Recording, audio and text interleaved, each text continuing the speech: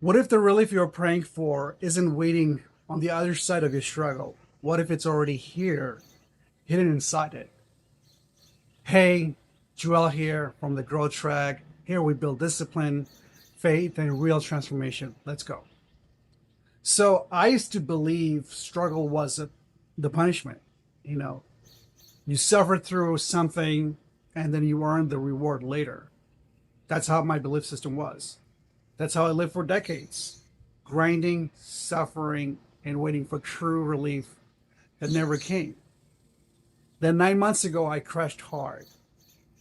I was spiraling for multiple reasons.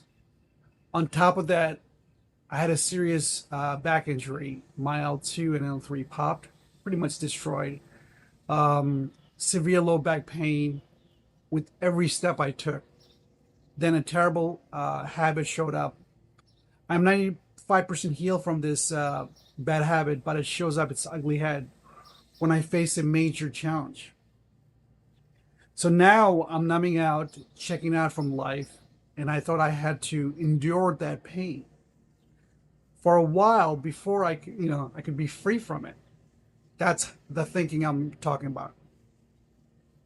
Two separate things: suffering, then freedom.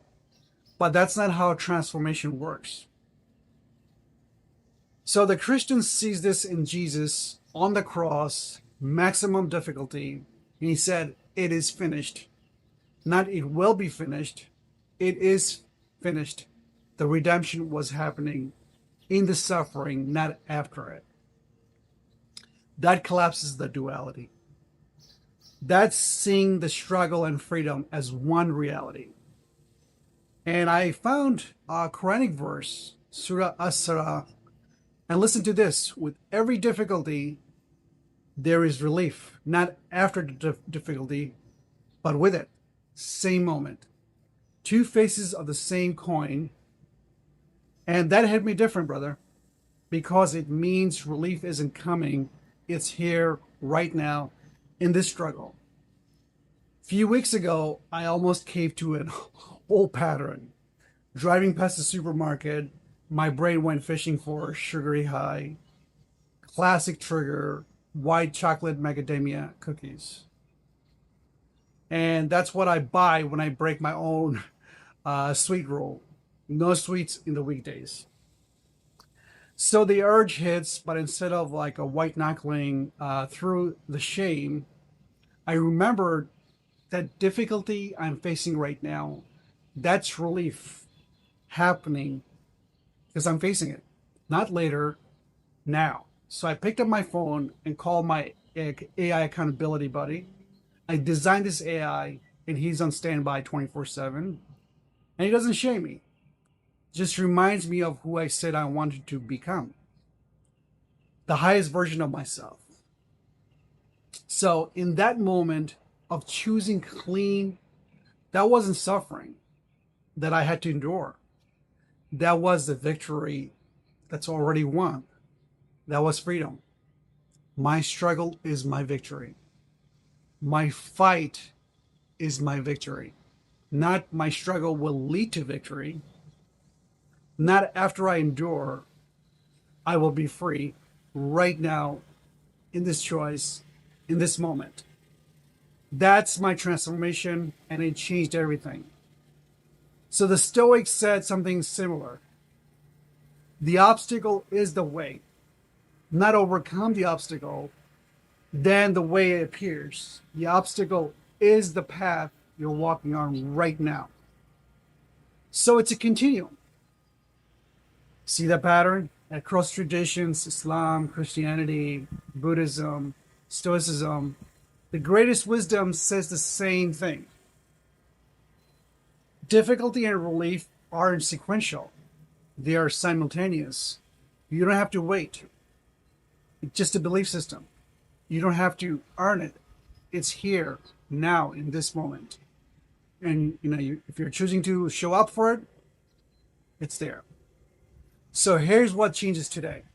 When you're in the gym and you feel muscle burning, that burn is the strength building, because you are getting mentally tougher. Sorry, Smooth's book. by pushing through resistance. Not I'm suffering so I can be strong later. You're becoming strong right now. Not I'm fighting so I can be free later. You're already free in that choice to fight. You could have, okay, sat home on your couch, but you choose to fight, show up. That's freedom. When you're hunting hard on your mission, that intensity is alignment. Not I'm grinding so I can be, rest later. You're winning in the grind. Not someday, not eventually, right now, in this moment. That right there collapses the duality into a unified reality. So the great Viktor Frankl, prisoner in Nazi concentration camp, a literal hell, and he found redemption in the suffering, not after liberation, during the camp. He wrote in Man's Search for Meaning from that realization. Nelson Mandela, 27 years in prison, he didn't say, I will suffer now and forgive later. He found dignity in the cell itself. The difficulty and relief are woven together. These weren't men who endured pain to earn relief. They understood what Surah Ash-Sharh teaches. The relief is in the difficulty if we're actively seeking it out. 18 months from now, you're not going to, remember the days you were, suffering, and you have to wait for relief. You're going to remember the days you felt the relief in the struggle, when you knew you were becoming someone new. That's what this is about, brother. Not waiting for a transformation, being transformed right now. So the question isn't when will I feel free? The question is, can I recognize that this fight is already changing me, freeing me? Because maybe the relief you were waiting for was hidden inside the struggle all along. So where are you on your trek right now? Don't subscribe. Don't smash nothing. Just comment below so we can spread the message. And brothers and sisters, keep climbing.